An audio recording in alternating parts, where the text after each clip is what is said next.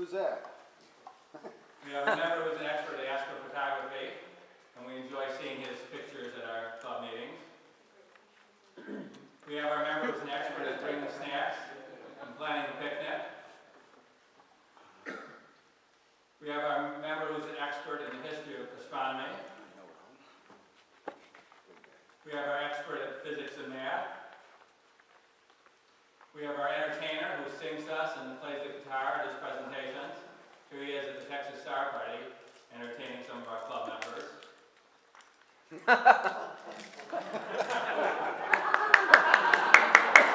words, no words, no words. We have one member who's proficient at erudite, mellifluous verbal communication and a natty dresser too. We have our expert at answering questions. But I thought I wasn't an expert at anything. I love the hairdryer. I didn't even know this hairdryer was supposed to be to remove dew on my telescope. I thought I was supposed to do my hair with it. But I had to think of something that I could give talks about. So the one thing I am an expert about is shopping. I like to research products on the internet, talk to club members who've got various accessories, shop around for them to see where the best website is to buy them. So I thought I'd talk about accessories for our telescopes, gadgets, and how to shop for them. Last year's Gadget Talk, I covered glow tape, blinky lights, binoculars and their mounts, batteries, blue heaters, finders, labelers, eyepieces, carrying cases, and where to buy each of them. This year I'm going to cover the products that I didn't have time to fit into last year's talk, and a few that I heard of since last year's talk. On each of the gadgets that I talk about, I'll tell you where to buy them, and on the handout it tells you the websites that are involved in buying them, so you don't have to bother trying to jot down where the website is. If you didn't get a handout, I've got a stack of extras here at the front of the room. So the first gadget I want to talk about is an illuminated reticle eyepiece. If you've got a go-to scope, it won't go to anything until you center it on a couple alignment stars first. This is one of the secrets of go-to scopes that I didn't know when I got mine as a retirement present in 2001, and it said on the box it would go to things, and then I discovered, unfortunately, that it wouldn't go to anything until I aligned it on certain stars, and I didn't know the names of any stars, so it didn't work very well until I joined an astronomy club and started learning how to use it. Well, if you've used a go-to scope and tried to center the alignment stars, you know a problem is that you try to put the alignment star in the center of the field of view in the eyepiece, and you can't be quite sure exactly where the center of the field of view is. So to solve that problem, you can get an eyepiece with crosshairs in it. And here's two of them that I've used. The Meade 12mm is $80, wired with 96 hours with a little button battery into it, and has a 50-degree apparent field of view. And the Orion 20mm is $100 for a battery-operated one. It has a button battery in that silver piece sticking out the side, and has a 70-degree apparent field of view. The advantage of the Orion one is that it has the wider field of view, but it has two disadvantages: the lower magnification, and the reticle is too bright. I found when I'm lining up my alignment stars in light polluted skies, I don't have to turn on the lighted reticle at all, just the black crosshairs are good enough. But if I'm using this in dark skies, like at the Texas Star Party or at the Great Lakes Stargaze that was a couple weeks ago, I can't see the black crosshairs against the black sky, so I have to turn on the lighted reticle. Well, the Meade, you can turn that brightness way, way down and make it dim enough that it's not too glary. But the Orion one, even at its lowest brightness setting, is way too bright, and it's so bright that it washes out some of the dimmest stars, so that makes it difficult to use. Another product from Orion is this called a magnitude mat. It's actually a cushion. It's about an inch thick, and when you have to kneel down beside your scope, it's good on your knees. If you got old knees like mine, they don't feel good when you're kneeling down on the hard ground, or especially on cement. So if you put this cushion mat underneath your knees, it's a lot more comfortable. And then on the mat, they've got the stars of the Little Dipper and the magnitude of each star. So when you look up the Little Dipper on your observing night, and you see what's the dimmest star in the Little Dipper that you can see tonight, then you can look down at this map and see what the magnitude is of that dimmest star that you can see in the Little Dipper, so you know what your limiting magnitude is in tonight's sky. I use two tables to put my gadgets on when I'm out at the observing site. The upper one is a table I got from Target. It's 48 inches long, costs $40, and it folds up just like a bridge table. The lower one I actually like better. It's more expensive, $90 and 44 inches, so not quite as long, but it is deeper, wider than the other one. But the great thing about the lower one that I got at Gander Mountain is that the top of it, the metal top, rolls up. So it fits into a cylindrical container. And the legs also fold up and fit into the same cylindrical container. So it's a much smaller package to store and a much smaller package to carry in your car to and from the observing site. When I'm taking my telescope to and from the site, I put it in this plastic box that I got at Walmart for about $10. They have a lot of different sizes at Walmart. And this has stood up very well for me for the 3 years I've used it on my current 8-inch scope. It doesn't have any cushion inside of it though, so to protect the telescope when it's bouncing around in the car on the way to and from the site, I got a foam mattress pad at Walmart for $15 and cut it up and lined the bottom, sides, and top of the plastic box so the telescope can bounce against the rubber, the foam rubber, instead of hitting the side of the plastic box on the trip. I store some of my gadgets in this cabinet that I keep in my garage. This is a locked metal cabinet. You could use it in the garage or the basement, but in the garage I like to keep it locked. It's strong enough to protect your equipment from most people who might want to open up your cabinet door. It has adjustable shelves in it. You can barely see some little metal holes in the back of the cabinet, and it comes with 3 shelves. I'm only using one of the shelves, and I put it up at its highest setting. So as you can see in the picture, I just store a few little things on the top shelf. Mostly I like the tall empty space in the center of the cabinet. And I can store my chairs and my observing tables and my tripod in this. These cost $300 to $400 depending on the size at Staples. When you're out observing, if you force yourself to draw a picture of the object or to verbally describe the object, you'll see a lot more details.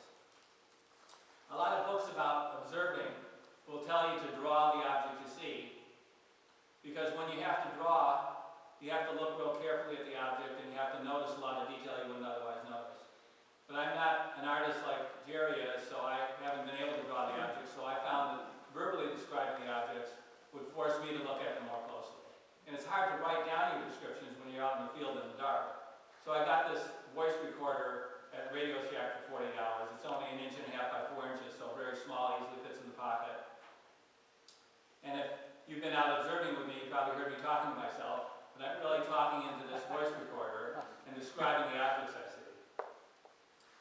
Besides getting me to see a lot more detail, the other thing I like about recording these is I listen to the recording next day and I type it up in Word. And when I'm looking at it the next day, it brings the view back into my mind, so it's almost like reliving the experience and enjoying seeing the object all over again, but without being cold and hungry and bitten by mosquitoes. Also, if you type up your observations in Word and save them, then you have a permanent record of what you saw. Sometimes on our misty nights out here, I get my glasses fogging up, and I haven't seen dew heaters for glasses yet, like I've seen for our scopes. So I found a solution on the internet called Parkash Perfect Solution. It's $10 for 4 ounces at this website. Squirt it on the eyeglasses, rub it in or wipe it off, and it leaves a thin coating that's invisible on the glasses and keeps your glasses from fogging up. You put that on your telescope. No, I would not put this on your telescope. Why? I don't think that's going to be very good for the optics of the scope. I'd stick with dew heaters for the scope. Also for my glasses, I like to have them on a cord. I take my glasses off when I'm looking through the eyepiece, and I put my glasses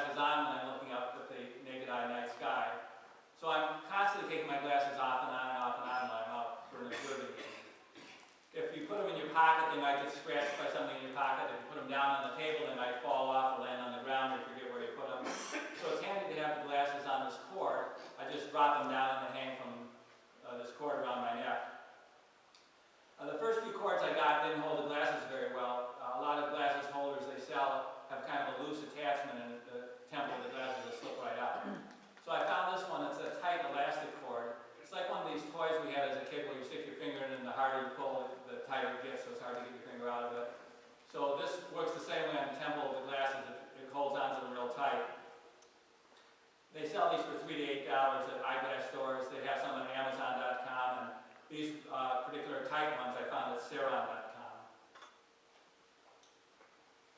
An extension cable for the hand controller is useful for a couple purposes.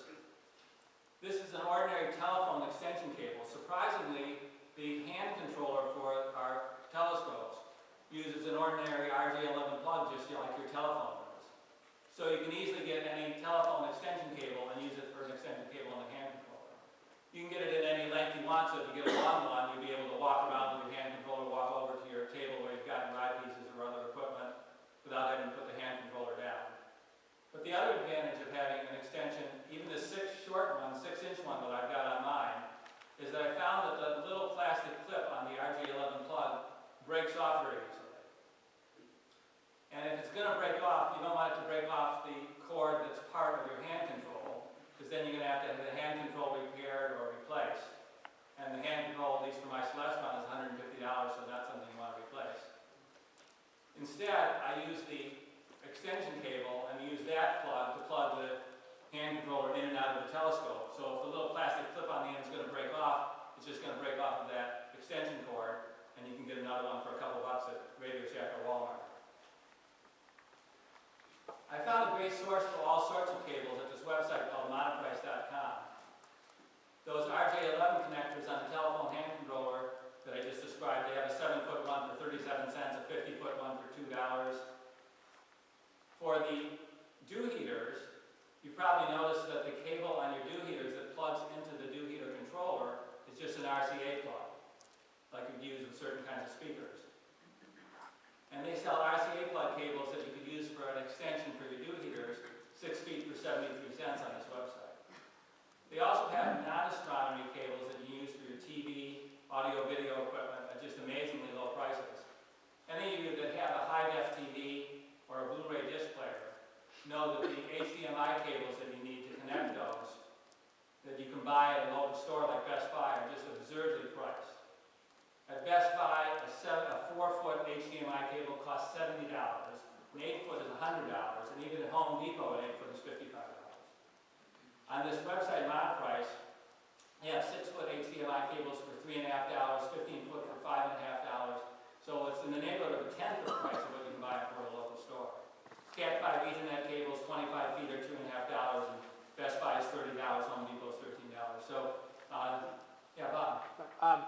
By the way, those connectors, little fingers on the connectors, if they break on your hand controller, you don't have to buy the whole hand controller. You can buy the replacement plastic connectors at at Home Depot. You can buy it at Radio Shack, and they have a little tool to grip them. I always keep spare tips and pliers to install them, so if anybody breaks one or I'm around, I can fix it for them. Well, thank you. That's a great idea. I wasn't aware of the crimping tool for putting them on. Yeah. Another advantage of this website is that they have more choices of lengths and styles and colors. So at Best Buy, they have 2 kinds of HDMI cables, and at this website, they have dozens of kinds in different colors and lengths, and they have adapters and different kinds of connectors. I heard about this website from CNET, which is a website that does electronics reviews, and also PC World magazine recommended the same place for cables. Well, another thing we need when we're out observing is snacks. I spent my retirement at Costco in more ways than one. And Costco's got a lot of choices of packages of snacks in bars, peanut bars and nutrition bars, and granola bars in various styles. So you can take them out observing and pass them around to everybody else in the club. I found this level at Home Depot. I like this particular one because it has 2 levels at right angles to each other. I think it was only a little over $1 at Home Depot. So an advantage of this particular small level, it's only 1 inch or 2 in size, is you can just set it down once on your tripod or on your telescope, and then it's measuring the level in both directions, so you can get the adjustment without having to turn the level back and forth to look at the different angles to see whether it's level in each different direction. An observing chair is another essential to make sure you're seeing all the details in the objects you're looking at. Now, the reason for that is that if you're uncomfortable when you're bending over the eyepiece, you're not going to look at each object for more than a few seconds. But if you can get yourself an observing chair that's comfortable to sit in so that you can relax at the eyepiece, you can look at each object for several minutes, and you'll be amazed at how much more detail you see in each object in 5 or 10 minutes This chair that I use is called a metal adjustable Astro chair. It weighs 10 pounds, folds to just 4 inches thick. And the padded seat has infinite position adjustments from 18 inches to 32 inches in height. This one sells for $105 plus $20 shipping at buyastrostuff.com. The most beautiful observing chairs I've seen are made by a guy named Walt Guerin. He's a member of the Oakland Astronomy Club. And he hand makes these chairs out of oak.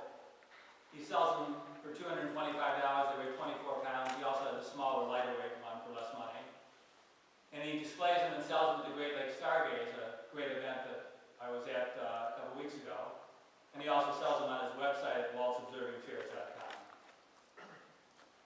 Steve? Yes, just to let you know, our friend Therese won one of Walt's chairs, and she will be giving it to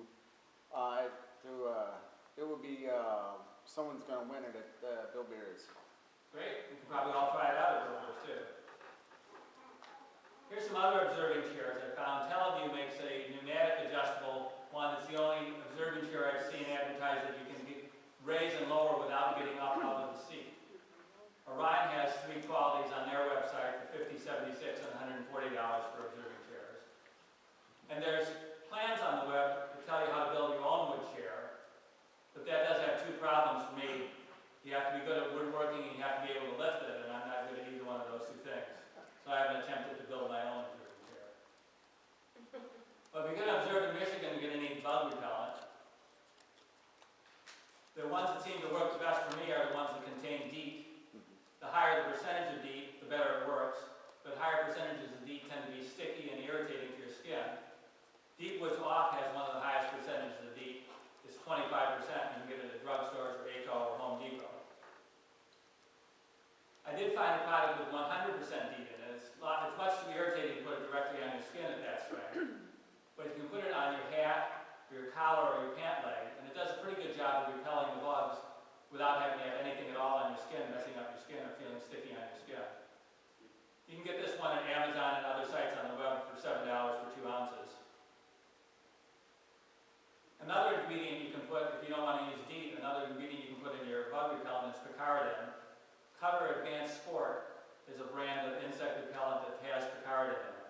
This doesn't work as well as DEET, but it's also not as sticky as DEET, and it's a lot less irritating on your skin. You can get this one at drugstores and ACO and Home Depot. There are also some wristbands to help repel the mosquitoes. They advertise these bands as claiming you can just put one on each wrist and it'll keep the mosquitoes off your whole body.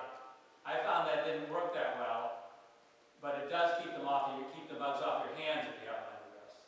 So I think you still need some bug repellent, some other type of bug repellent that you're going to put on your face and on your back and on your legs. But to just keep the bugs off your hands, this seems to do a pretty good job without having to have any sticky stuff on your hands. These are plastic wristbands, and they have a chemical called geraniol in them, and it emits that chemical when it's exposed to the air, and that's how it repels mosquitoes. These are good for 120 hours, but they're constantly evaporating when they're out of the package. So you have to take them out of the sealed package, put them on your wrist, use them for a few hours of observing, and then when you're done, you have to put them back in the package, either into the package they came in or into a Ziploc baggie to keep them from evaporating so that they'll be good the next time you use them. And I've been able to use mine for 2 or 3 years, and they're still good as long as I store them in a baggie between uses. You can buy these for $5 each or $15 for 4 of them at bugband.net. All these websites, again, are on the handout that I gave you. John? Uh-huh. You know that the stuff with the DEET in it, you mentioned not getting on your hands. Not only that, to get on your hands, and if you touch anything plastic, it's going to turn that plastic into muck. It's going to ruin it. So I have. DEET is a mess on plastic. Well, stuff. it will dissolve. If you let it sit on things, your plastic will actually dissolve it. So make sure your hands are completely clean before you handle your telescopes and other stuff, or else you're going to cause some damage. Yes, that's why I like to use one of the other ones on the hands, either the wristbands or the ones that don't contain DEET on the hands. Well, for astronomy-themed shirts, there are several websites you can buy them at. One of them is CafeExpress.com. Cafe Express sells shirts for a lot of different themes, but you do Cafe Express/astronomy. You can find t-shirts, golf shirts, bumper stickers with astronomy pictures and clever sayings like this one. Here's a couple of examples of some shirts from Cafe Express. When I was your age,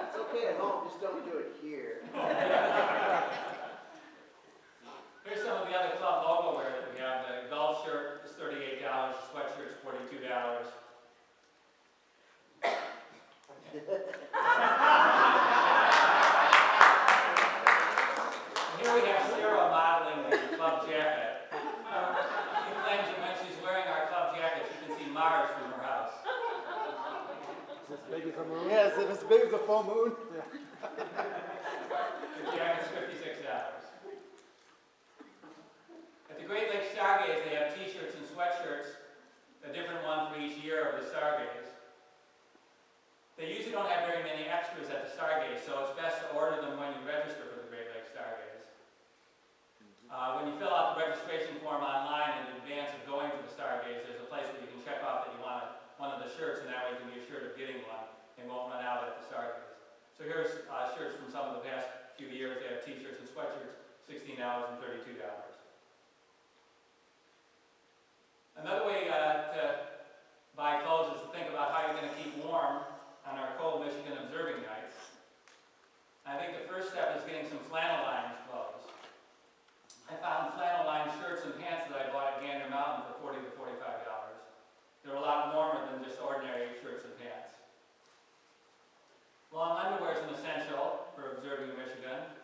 Duofold is a brand that has a lot of different sizes and styles and weights. So they have some lighter weight ones and some heavier weight ones.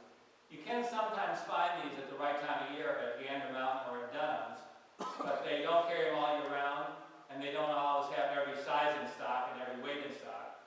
So you can get every possibility on the web at Amazon and a lot of other websites that sell this brand. Cabela's sells these year-round. Duofold. Who does? Cabela's. Oh, thank you. But they are about an hour from here. There are things like that that you can only buy during hunting season, which is what it's going to be either now or soon. In the local stores, yes, but online you can buy them anytime. Right.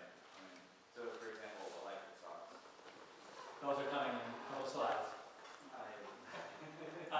Fingerless gloves.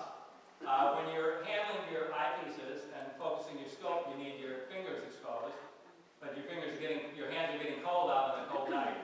So you can buy gloves at Dunham's or Gander Mountain that have exposed fingers, and then they do have a flip-up mitten. You can barely see it in this picture, but there's a mitten piece that attaches by Velcro onto the back of the glove. So when your fingers are cold, you can flip up the mitten and cover your fingers, and then when you need to use your fingers to pick up an eyepiece, you can flip that piece back and expose your fingers. These were $20 at Dunham's, the ones that are in the picture, and then the ones at Gander Mountain are a little heavier for $25. Polypropylene glove liners are thin gloves. They're sold as a glove that you put inside your other gloves. But you can use them by themselves as the only glove if you just need a light glove. Or you can put them inside regular heavy gloves. Or I often wear them inside those fingerless gloves. So that I've got a very thin glove on the finger with these thin gloves. And then I've got the heavier glove from the rest of the glove that's covering the rest of my hand. So I have the 2 layers of glove on the rest of my hand. These are $3 to $7 at Amazon or at Dunham's. You can keep your hands warm with hand warmers. These are disposable ones. They come 6 for $2 at Walmart. You open up one and crush it in your hand, and then it stays hot for 10 hours. Huh, Steve? One of my friends actually used those, and with rubber band, you can use them as an alternative for a warmer for your eyepiece. That's a great idea. Keep your eyepieces warm too, so they won't do up. This one lasts for 10 hours, and you can't reuse it, so there's no way to save it. Once you've broken it and initiated it, it's going to heat for 10 hours, and you have to dispose of it when you're done. There are reusable hand warmers, but I haven't liked them because they're kind of bulky, and they only stay warm for 30 minutes. So you've got to have a whole bunch of them with you, so that every 30 minutes you're putting another one in your glove. They're much thicker than the disposable ones, so they're I think,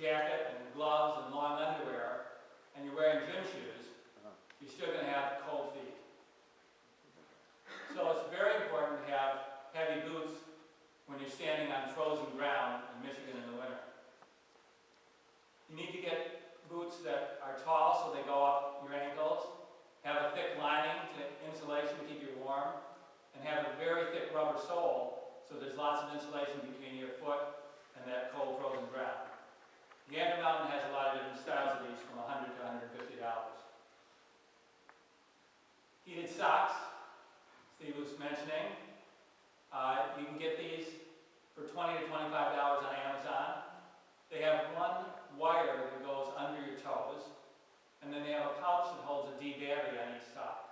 And the D battery will keep that wire warm for 10 hours. But I had two problems with these socks. One is I found them uncomfortable. I felt I was always walking on this wire, or felt that lumpy wire underneath my toes. And the other problem I had was they only warm your toes, they don't warm your whole foot. So I haven't really found these all that great. I think the boots are a lot more useful. There's another problem as well, which is that I've been finding that I get a season at most out of a pair. I will buy a new pair, like $27. Yeah. I use rechargeable D batteries.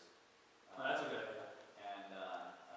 And one of my Bulgarian trips, one of the nights, the night was over when the batteries ran out. Well, this isn't exactly a gadget, but I wanted to mention it anyway. This is a sitcom called The Big Bang Theory. It's on Mondays at 9:30 on CBS. And amazingly, this is in its third season and is very popular, even though a lot of the jokes are science jokes, and I would have thought that the public wouldn't get a lot of the jokes. But it's nice to just look at the show, because on the set there's a lot of astronomy equipment in the background. There is a DNA model over in the right upper corner, but you can see some of the pictures on the wall are M51, the Helix Nebula, the pillars in M16. There's a refractor there in the background. This show is about two guys in their late 20s or early 30s who are physicists, and they live in an apartment together, and across the hall in the apartment there's this gorgeous girl, and she's not science smart, but she's social smart, and they're social dumb, so that makes for some interesting skits. Two of the astronomy jokes that I like from past episodes. One is Penny, the cute chick across the hall, says, "I'm a Sagittarius," which probably tells you way more than you need to know. And one of the geeks replies, "Yes, it tells us that you participate in the mass cultural delusion that the sun's apparent position relative to arbitrarily defined constellations at the time of your birth somehow affects your personality." I like the bottom one. And another line from a different episode was one of the geeks says to the other one, "You have about as much chance of getting a date with Penny as the Hubble telescope has of finding that at the center of each black hole there's a little man with a flashlight trying to find the circuit breaker."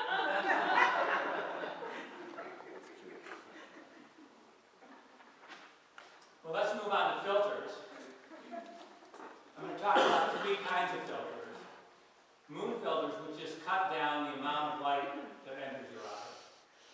Light pollution filters, which attempt to cut down some of the light pollution light without cutting down the light of the object you're trying to look at. And those come in three different types that we'll talk about: wide, medium, and narrow band. And then color filters that are mostly used for looking for planets. So first we'll talk about moon filters. There's two types of moon filters. There's one that just lets in 40% of the light all the time, and there's one that's adjustable, like these that I have, that have two interlocking polarized filters, and you twist them one against the other. So depending on the angle that the two different filters make with each other, with their polarization, you can let in anywhere from 1% to 40% of the light. And the purpose of this is to reduce the brightness of the moon. We all have scopes that are designed to collect a lot of light from dim objects. And when you point that scope at a bright object like the moon, especially when it's a nearly full moon, you get just too much light hitting your eye, and it's too bright. So you can cut that down with one of these filters. Orion sells these for $38 for the 1 1/4 size, or $65 for the 2-inch size. Now I'm going to talk about light pollution filters. The idea of a light pollution filter, as I mentioned, is to try to cut down the artificial light in the sky that we don't like, while at the same time hoping to not cut down too much of the light of the object that you're trying to look at. Well, these work best on emission nebulae, and they're not much help when you're looking at star clusters of galaxies. And the reason is that the light that they block out is a lot of the same light that you're getting from the stars, from the star clusters in the galaxies. So they tend to dim the galaxy or the star cluster just as much as they dim the artificial light pollution, so they don't help the contrast. But when you're looking at a nebula puts out a narrower wavelength range of light. And so a light pollution filter can be very helpful to look at a nebula, because it'll improve the contrast by not making the nebula brighter, but by making the polluted light around the nebula dimmer while not having much effect on dimming the nebula itself, so you have a greater contrast. These light pollution filters come in wide band, medium band, and narrow band, and we'll discuss the difference between them. The one shown here is a wide passband or mild filter. It allows a wide range of wavelengths to come through. This particular one is called the Skyglow broadband filter. You can get it from Orion for $75 for the 1.25" size or $90 for the 2" size. Do you have a favorite emission nebula example? For the nebula or for the filter? It's the Skyglow one. For the filter, this is my favorite filter for nebulas. How about a favorite nebula? My favorite nebula is the Orion Nebula. That's probably everybody's favorite nebula. And that is so bright that probably any filter will do fine on improving that contrast, and I think the broadband filter will do okay on that one. But when you start going to the trifid, which some people call the trifid, I think that's an example of one that can be better with this DGM narrow passband. I had the Skyglow and I haven't found anything that I like it. I like to use it with. This one. Yeah. Yeah, I like it on the Orion Nebula because it's so bright. And I think it does a good job of improving the contrast. The Orion Nebula is bright enough that I don't need it to. Yeah. Even from the MBO. That's my driveway. The DGM narrow passband filter is a medium filter. We talked about the broadband that lets in a wide range of light, wavelengths of light. This lets in a medium range of wavelengths of light. And this was rated the best nebula filter in an article by Phil Harrington in Astronomy magazine a few years ago, which is what made me buy this one. This is my favorite filter for looking at nebulas. You can buy it at omegafiltersebuyer.com, $75 for an 1.25" size, or $150 for the 2" size. Now everybody talks about oxygen-free filters, and I resisted buying one for a long time, but every time I was out observing, everybody said, oh, you absolutely have to have an oxygen-free filter, so I finally broke down and bought one a year ago. But I've been disappointed in it, and what I've learned was that it's really best for a bigger scope than what I have. I have an 8" scope. An oxygen-free filter lets in a very narrow wavelength of light. So because of that, it dims the stars a lot, as well as dimming the background. And when it dims the stars a lot, it can be very hard to focus your scope. In the field of view, when you're looking at the nebula, there may be only a couple dim stars in the field. And you're trying to focus on one of those stars, and those stars may be invisible or at least too dim to focus on when you're using an O3 filter. But I think in larger telescopes, which are gathering a lot more light, when you cut down the light with an O3 filter, you may still be able to have enough light to be able to focus. Which brand of O3 filter did you buy? I don't recall which one I bought. I have the Orion O3 filter, but my favorite is the Lumicon O3 filter. It's, they claim it's 10% brighter, it's a lot lighter. So while my Orion O3 filter is great in my 10" Newtonian, the Lumicon O3 filter is still usable in a 4.5" scope. Well, I'll definitely be borrowing that the next time we're out observing together and checking it out. Well, what you ought to do, Jonathan at least has the Lumicon, I believe, right? And There's one out and I at have the Stargate. Orion, so you could Well, I'll be seeing you both on the observing field. right? You could do a comparison. The club has the Lumicon 03, like they have Do it. Stargate, yeah, Awesome. the club one. Another problem with the O3 filter is that it lets through so little light that it bounces ambient light back into your eye. That is, if there's any light around you, extraneous light, it's going to go in the eye end of the eyepiece instead of the telescope end of the eyepiece. And that extraneous light is going to bounce off this filter and bounce right back into your eye. But that problem you can solve in one of two ways. You can cup your hands around the eyepiece to block out ambient light, or you can throw a cloth over your head to block out ambient light to help avoid this bounce back of the light. You can buy an oxygen-free filter for $90 to $200 depending on the size and the brand from OPT and other astronomy websites. OPT, by the way, is Oceanside Photo and Telescope. It's an astronomy store in Southern California that has a great website that I found very useful for buying products. If you call them up on the phone with questions, they're very good about answering your questions, very knowledgeable. They have good prices on their website. They have a discount for anybody who belongs to any astronomy club. So I recommend the OPT website. The Lumicon O3 filter is about half again as expensive as the Orion. Another kind narrow filter that lets in a very narrow wavelength of light is the H-beta filter. I don't have one of these at all. This would be even more important to use on a larger size scope because it's blocking out so much of the light. And it's said to be good only for a couple particular nebulae. The California Nebula and the Horsehead Nebula are supposed to be particularly good through this filter. This one costs $179 in OPT. I don't know why, but they listed both sizes at the same price. We have one of those for our Stargate also. Great. Well, that's a great thing to know that we don't have to buy these filters because we can just use the Hubs filter when we're out at the Stargate observing site. And you can certainly check out the club filter to see if you like it. Colored planetary filters are the last type of filter I want to talk about. These are supposed to enhance the contrast when you're observing Mercury, Venus, Mars, Jupiter, and Saturn.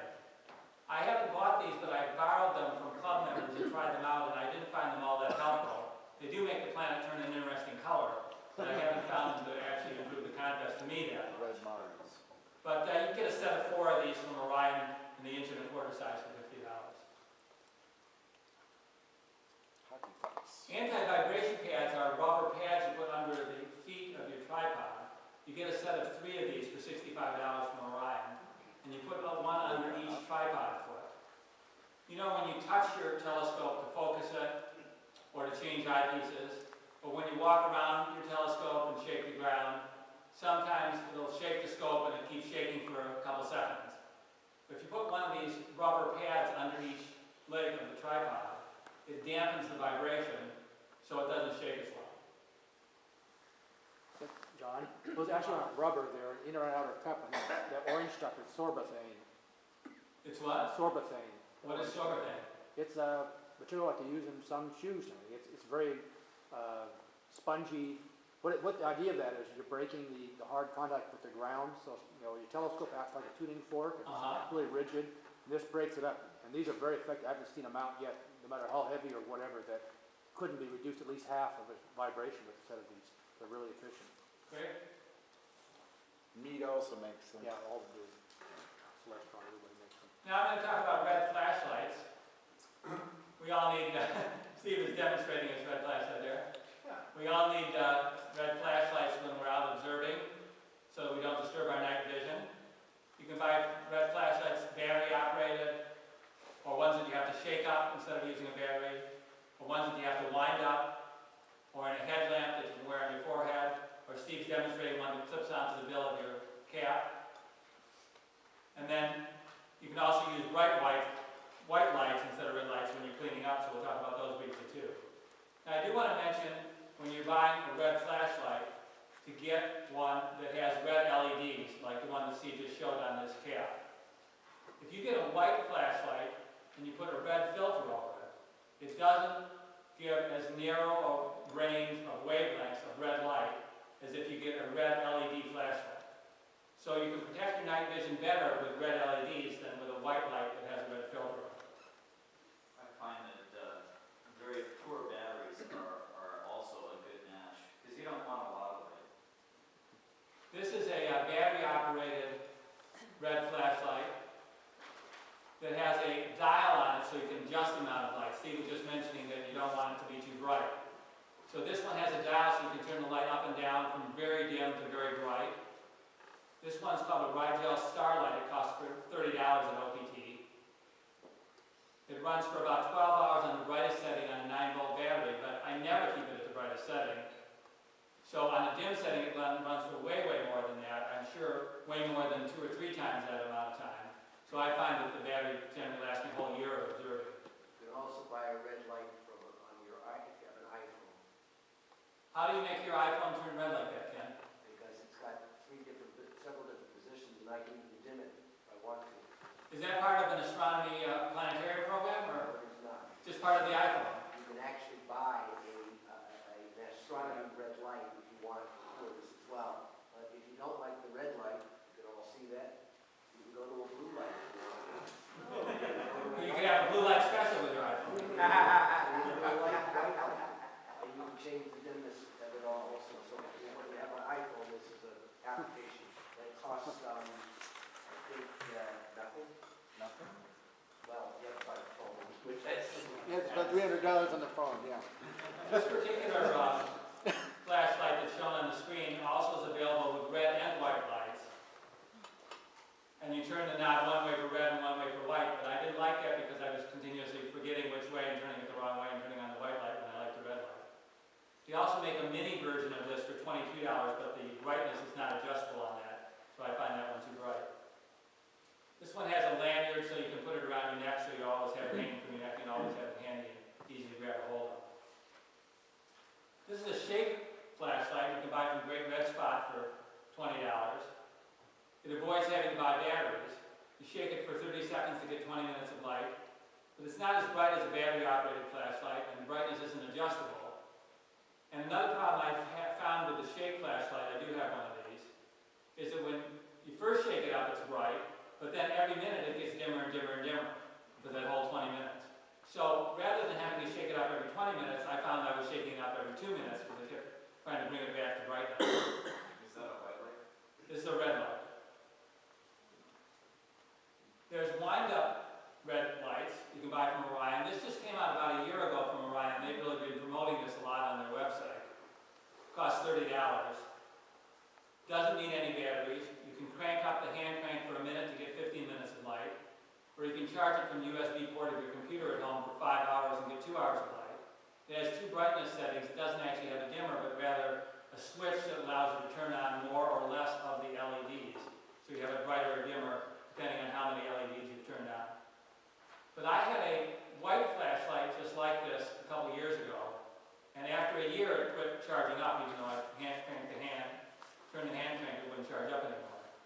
I called Orion and asked them how long they thought this lasted. They told me it has a lithium-ion battery in it and that those generally last 2 or 3 years. So my thought would be, if you're going to buy this wind-up light and have to buy a new one every couple of years for $30, you're probably better off buying batteries every year or so for your battery-operated flashlight. Well, you can put a flashlight on your forehead so that it's always pointing where you're looking. I find this useful when I'm setting up in the dark or when I'm cleaning up in the dark. I put this flashlight on my forehead and it's held on with elastic bands to go around the head. And it's always pointing wherever you tilt your head, so you point it at the scope to take out the eyepiece or to take off your finders, and then you point your head at your carrying case so that you're putting away your eyepieces and putting away your finders in the case. So it's a very handy thing to have when you're setting up and tearing down. This one has 8 red LEDs. It has 2 brightness levels that work by how many LEDs you turn on. Uses 2 AAA batteries that last for 50 hours. Costs $25 at astrogizmos.com. I actually bought mine a couple years ago at the Great Lakes Stargaze. The Astro Gizmos people had a booth set up there and were selling them, but they haven't been the last year or so, so you can buy them from their website. The Great Lakes Stargaze is an event held every September that's a wonderful event. I recommend everyone, where about 200 amateur astronomers from all over the state meet in Gladwin, Michigan, which is about 2/3 of the way up the lower peninsula, in a nice dark sky site, for 3 nights of great observing, or if it's cloudy, then 3 nights of great friendship. This is another headlamp that you can put on, wear around your head and have on your forehead. This one has white lights and then a red filter. I know I suggested using red LEDs instead of white LEDs with a filter, but there is an advantage of having the white, and that is if you're cleaning up and nobody else is around, so you don't have to worry about protecting your night vision anymore, then you can flip up the red filter and have white lights, which are brighter and make it easier for you to see what you're cleaning up. This one's sold at nightgear.com for $41. And again, if you're out there cleaning up and you're the only one there, so you don't have to worry about ruining anybody else's night vision, or if everybody's cleaning up at the same time so you don't have to worry about night vision anymore, then it's good to have a really bright white light. And I use the one on my battery pack. I use this Sears Die-Hard 12-volt, 18-amp-hour battery. I have 2 of them, one to power my telescope and one to power my dew heaters. And this has a very bright white light that you can flip on when you're cleaning up and light up the ground and light up your tables and make sure you haven't dropped anything or left anything behind. This sells for $90 at Sears and Kmart. Sears and Kmart merged a couple years ago, and so they sell the same thing both places. While you're finished with lights, right? Yes. At the Mercury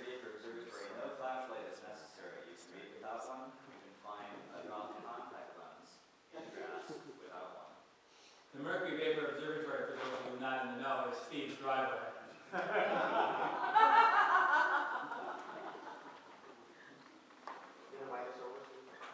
Sherry told me about this handy-dandy multi-tool. You can get this for $5 at the Orion website. It's just 2 1/4 inches long.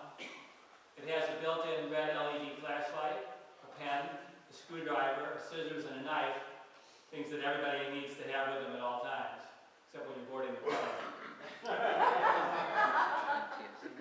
That isn't stopped, so don't worry about it. Green laser pointers are not only our favorite gadget, but the favorite gadget of everybody who comes to watch us from the public is at one of our events. As all of us who have a green laser pointer have experienced firsthand, the minute you take this pointer out and start talking about the constellations, every kid and adult in the public audience who thinks about the constellations couldn't care less about astronomy and wants to know where you got that cool laser and how they can get one for themselves. Was it?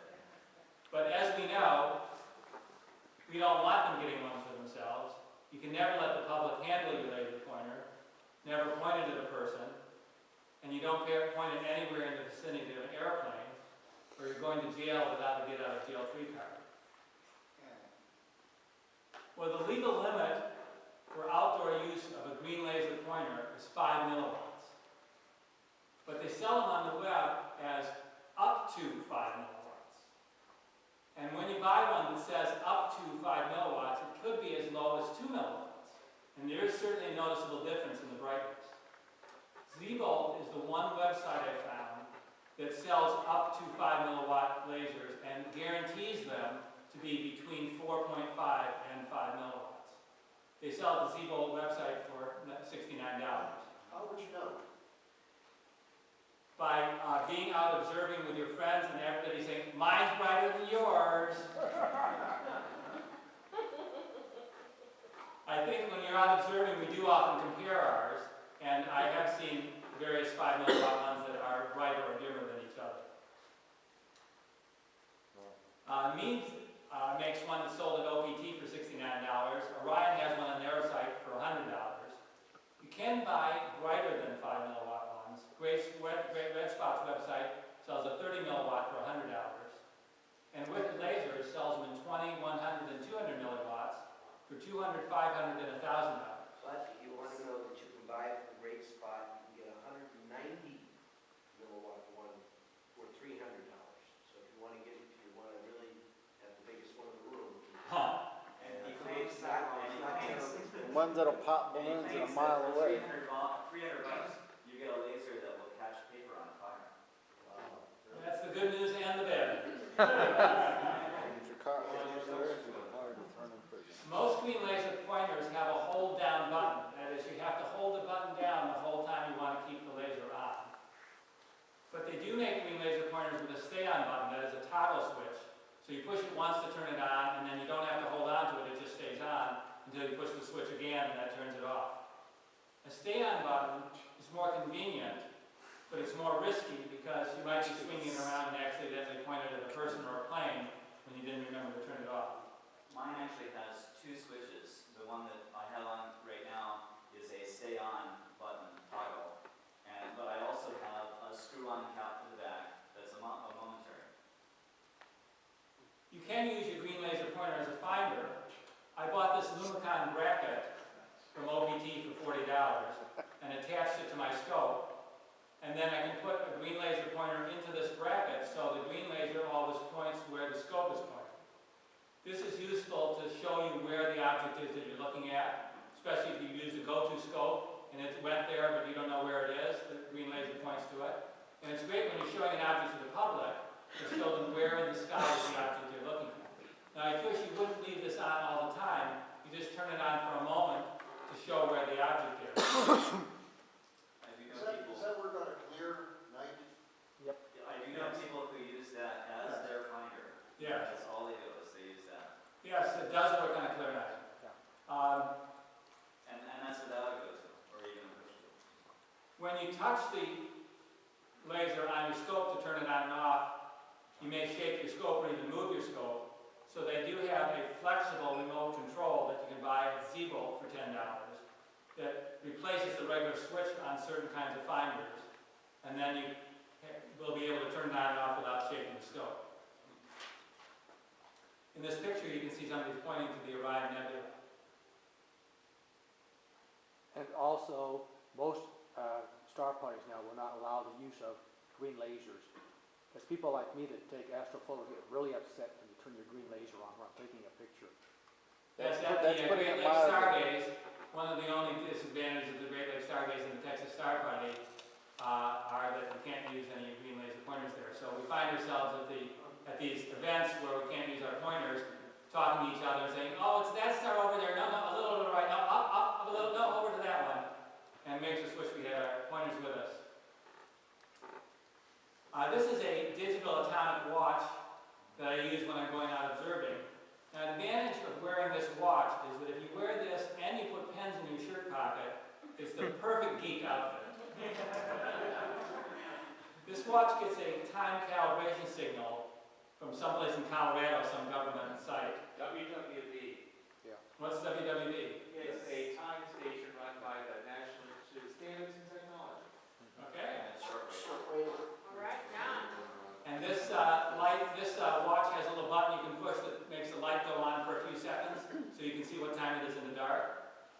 It's solar powered, so you don't need any battery. You can take it home the next day and put it in the window and it charges up. And one day sitting in the sunlight in the window will make it charge up enough for many observing nights. And it has a digital readout of date and time, so it's easy to read. I don't have a GPS on my telescope, so every time I turn on my go-to scope, I've got to set it for the date and the time. So I find this watch handy to look down and get the precise time to the second when I'm setting my scope. This one's a Casio brand that sells for $52 at Walmart.com. In 1984, I was in Florence, and I had the opportunity to stand 3 feet from Galileo. He didn't say much, but if he could have talked, I know he would have told me that he could have accomplished a lot more in his life if he'd only had all the gadgets that I talked about tonight. A sarcophagus that Galileo is buried in here is a stone coffin. It's priceless. For everything else in my talk, there's MasterCard.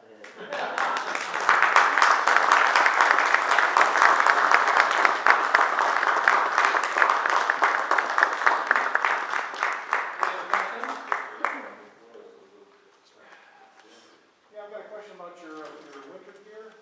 Okay, Jerry? Those boots in particular, now do you wear that in Hawaii, but what do you wear in Michigan?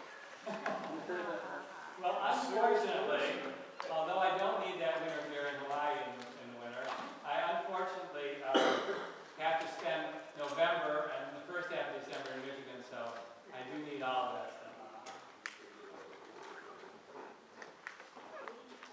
Thank you. Yeah, John's gonna get that big 16-inch mead, take it to the Maui. Thank you.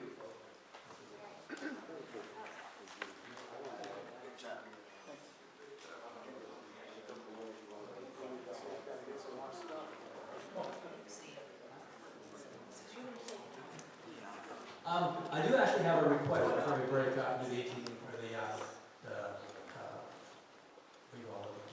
raffle.